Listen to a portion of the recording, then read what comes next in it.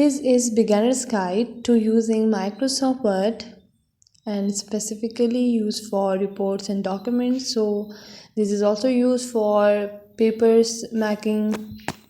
So let's start Microsoft Word. If you don't have any Microsoft Word Excel, so first of all you have to install it. And अब सबसे पहले हम search window के अंदर अपना word लिखेंगे और आपके पास अपीयर हो जाएगी विंडो। तो मेरे पास टास्क बार के अंदर मौजूद है और मेरे पास वर्ड ओपन हो गया है।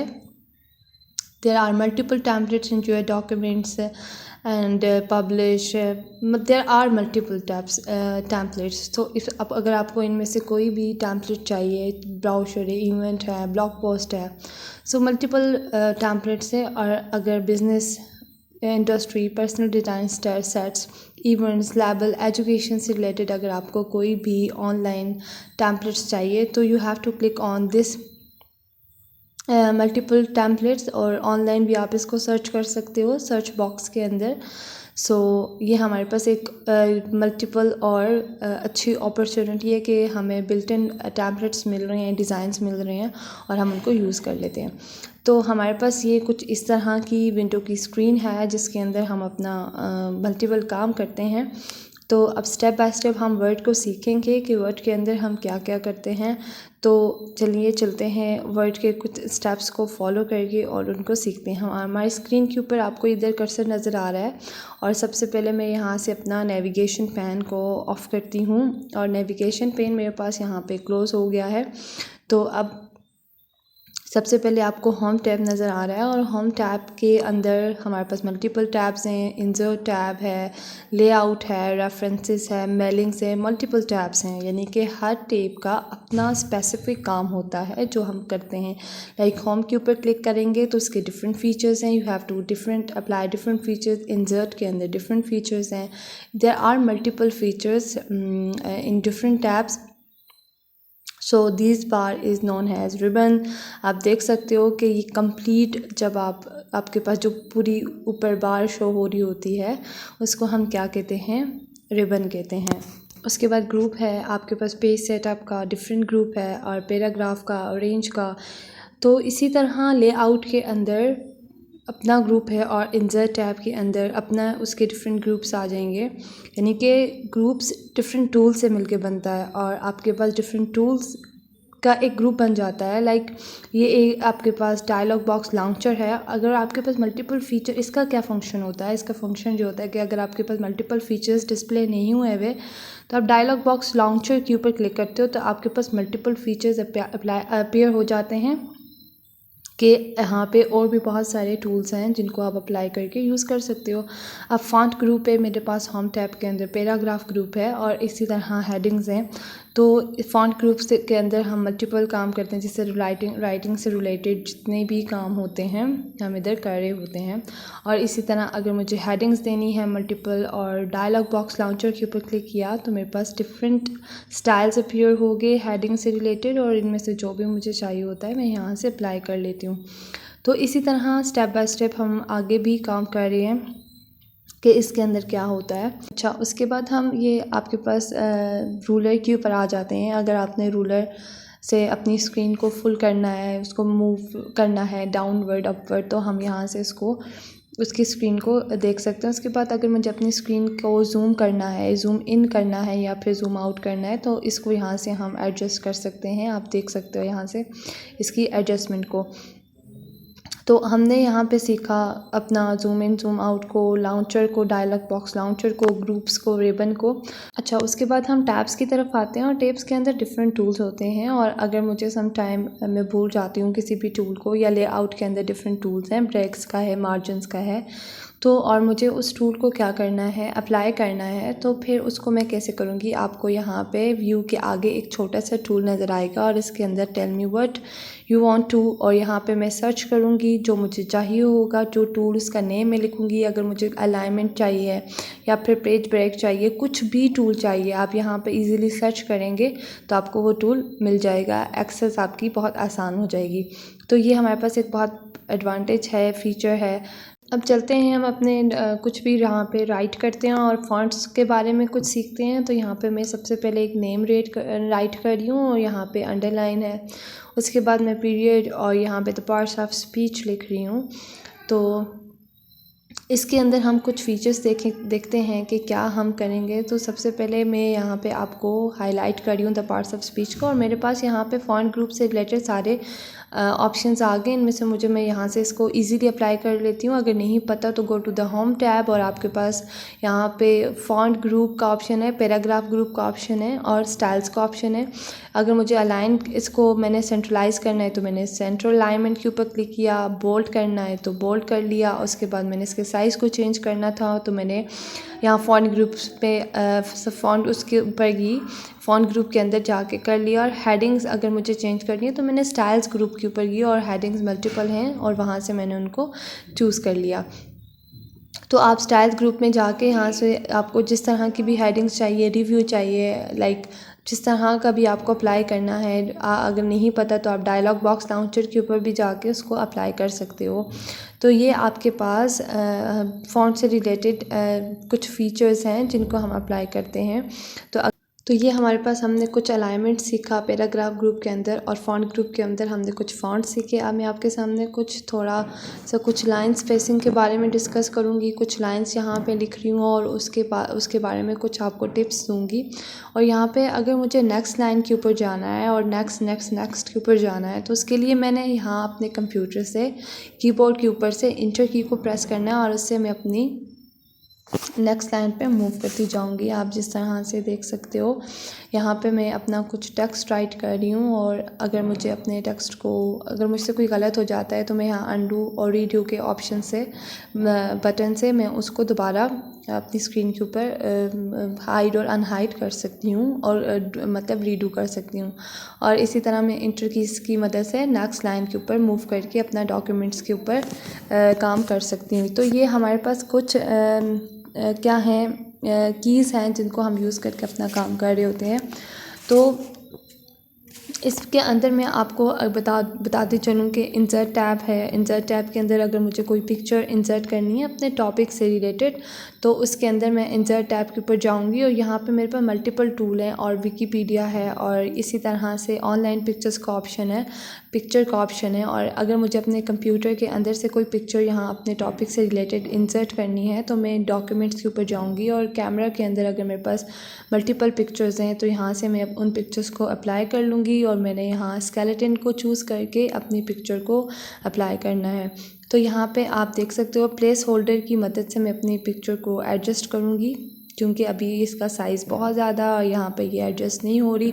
तो फर्स्ट ऑफ़ ऑल मैं अपनी इस पिक्चर को एडजस्ट कर लेती हूँ और आप देख सकते हो ये फॉर एरर जो आपको नज़र आ रहा है टूल सा, इसको हम क्या कहते हैं। सबसे पहले हम इसको जैसे ही मैं अपनी पिक्चर को क्लिक करूँगी तो मेरे पास एक और टैब इंक्रीज़ हो जाएगा जिसको हम फॉर्मेट कहते हैं। और फॉर्मेट तब एक्टिव होगा जब आपने किसी पिक्चर को अपनी उस फॉर्मेट में या किसी स्टाइल में चेंज करना होता है। तो जैसे ही मैंने पिक्चर को इंसर्ट किया तो आप देख सकते हो मेरे पास एक फॉर्मेट टैब इंक्रीज़ हुआ है और उसके बाद मैंने अपनी पिक्चर को अगर उसके साइज़ को कम या ज़्यादा करना है तो इस एरो से मैं अपने उसको मैं क्या करूँगी, ड्रैग ड्रॉप करूँगी और उसको मिनिमाइज़ करूँगी मैं अपनी पिक्चर को। तो वो स्मॉल करके मैं अब इसको प्लेस होल्डर की मदद से अपने टॉपिक के साथ लेके आऊँगी।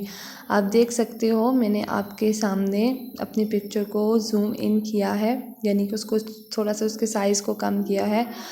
तो अब मैं उसको क्या करूँगी, यहाँ से एक रैप टेक्स्ट करना चाहूँगी क्योंकि मैं रैप टेक्स्ट इसलिए कर रही हूँ कि इसके साथ मैंने कुछ टेक्स्ट लिखना है। और यहाँ पे मैं क्या कर रही हूँ, रैप टेक्स्ट के ऊपर जा रही हूँ और इसके आगे एक ड्रॉप डाउन मेन्यू, जैसे मैंने पिक्चर को क्लिक किया तो मेरे पास और मैं क्या कर रही हूँ बिहाइंड टेक्स्ट के ऊपर क्लिक करूँगी तो मेरी जो पिक्चर है इसको इजीली यहाँ से मूव हो जाएगी। अब रैप टेक्स्ट से क्या होता है कि मैं अपनी टेक्स्ट को यहाँ पे आपके पास रैप टेक्स्ट का मल्टीपल ऑप्शंस आ रहे होते हैं। जैसे ही आप पिक्चर को क्लिक करोगे और लेफ़्ट माउस बटन की मदद से आपके पास लेआउट ऑप्शंस या रैप टेक्स्ट का ऑप्शन आएगा। आपको जिस तरह का भी अपने टेक्स्ट के अंदर रैप को अप्लाई करना है आप इजीली अप्लाई करके अपनी पिक्चर को एडजस्ट कर सकते हो और इसके ऊपर टेक्स्ट को अप्लाई कर सकते हो। आप इसके ऊपर टेक्स्ट कैसे अप्लाई करते हैं, उसके बाद हम टेक्स्ट बॉक्स के ऊपर जाते हैं और अपने टेक्स्ट बॉक्स को भी ईजिली मूव कर सकते हैं, जिस तरह से मैं अपनी पिक्चर को मूव कर रही हूँ। अब इंसर्ट टैब के ऊपर जाके अगर मेरे पास इंटरनेट हुआ तो ऑनलाइन पिक्चर के ऊपर क्लिक करूँगी तो मैं ईज़िली वहाँ से कोई भी पिक्चर डाउनलोड कर लूँगी अपने कंटेंट के रिलेटेड।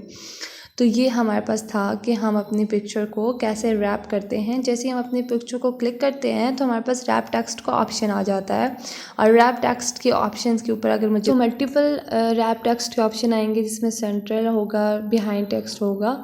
और अब मुझे अगर बैकग्राउंड चेंज करना है तो मैं फॉर्मेट टैब से बैकग्राउंड के ऊपर क्लिक करके कलर चेंजेस के ऊपर जाऊंगी तो मेरे पास मल्टीपल कलर्स के ऑप्शन आएंगे, और यहाँ से मुझे जो भी कलर चूज़ करना है उसको मैं अप्लाई करके यहाँ पे अपने मल्टीपल ऑप्शंस को और अपनी इफ़ेक्ट्स लगाने हैं जिस तरह के भी, तो मैं यहाँ से उनको अप्लाई कर लूँगी। अगर मुझे कोई रीडू करना है, अनडू करना है, तो मैं इजीली यहाँ से उनको एडजस्ट कर लूँगी। तो ये इस तरह के आपके पास पिक्चर्स के स्टाइल्स हैं जिनका अगर आप फ्रेम अप्लाई करना चाह रहे हो तो यहाँ से फ्रेम अप्लाई कर लेते हो। 3D इफ़ेक्ट्स लगाने हैं तो 3D इफ़ेक्ट्स आपको मिल जाते हैं। Down arrow, top down menu यानी कि आपके पास है, तो यहाँ पे मल्टीपल आपके पास ऑप्शंस आ जाते हैं।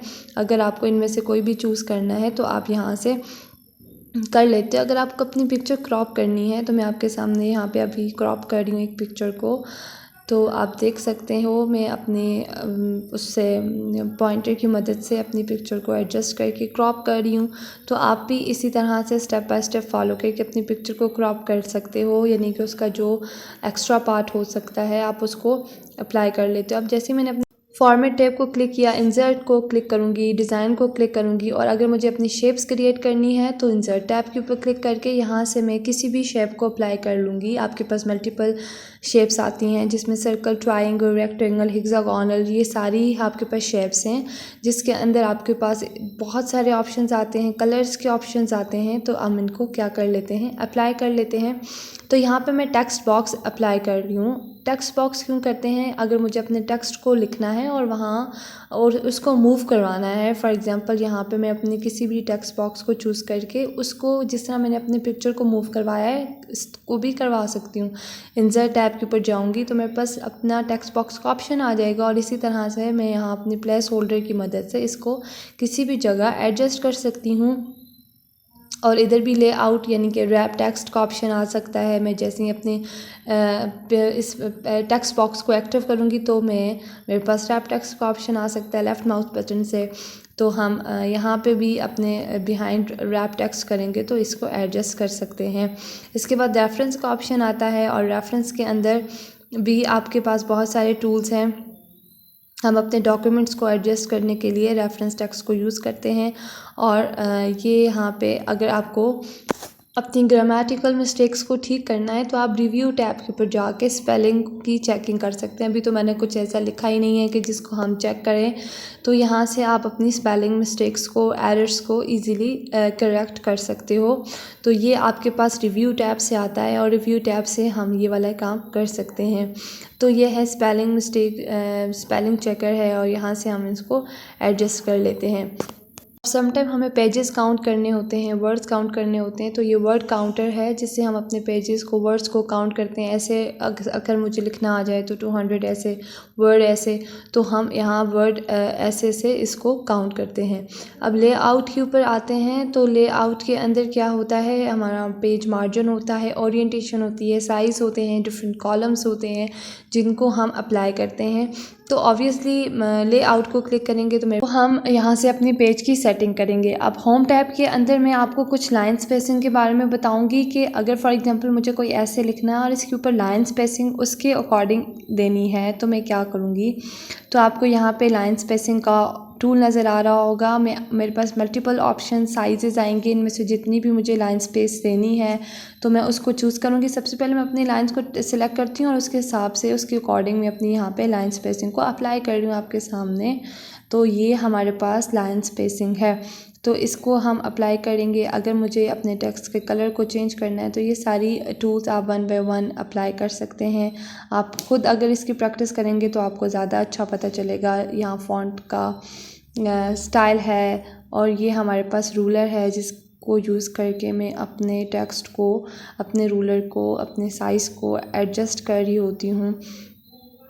और अगर आपको अपनी फ़ाइल को सेव करना है तो यहाँ मैं सेव के ऊपर क्लिक करूँगी और जैसे ही सेव के ऊपर क्लिक करूँगी तो मेरे पास दिस पीसी, डेस्कटॉप, डॉक्यूमेंट्स का ऑप्शन आएगा। और अगर मैं यहाँ पे डेस्कटॉप या किसी भी वन ड्राइव भी एक अच्छा ऑप्शन है, वन ड्राइव को भी आप यूज़ करके देख सकते हैं कि यहाँ पे भी हम अपनी पिक्चर्स को, डॉक्यूमेंट्स को सेव कर सकते हैं। तो अगर मुझे अपने कंप्यूटर यानी कि डेस्कटॉप या डॉक्यूमेंट्स के अंदर सेव करना है तो मैं यहाँ पे उसको क्लिक करके यहाँ से इसको यूज़ कर लूँगी। वन ड्राइव के लिए मुझे साइन इन होना पड़ता है, तो साइन इन आप कर लें तो उसके बाद अपने डॉक्यूमेंट्स को सेव कर सकते हैं। तो अभी मैं आपके सामने अगर अपने कंप्यूटर या डेस्कटॉप के ऊपर कर रही हूँ तो मैंने डेस्कटॉप को क्लिक किया और उसके बाद मैं यहाँ पे सेव के ऊपर क्लिक करूँगी तो मेरी फ़ाइल क्या हो जाएगी, सेव हो जाएगी। और यहाँ पे आप देख सकते हो अगर मुझे प्रिंट करना है तो मैं प्रिंट के ऊपर ऑप्शन के ऊपर जाऊँगी फ़ाइल की मेन्यू से ही।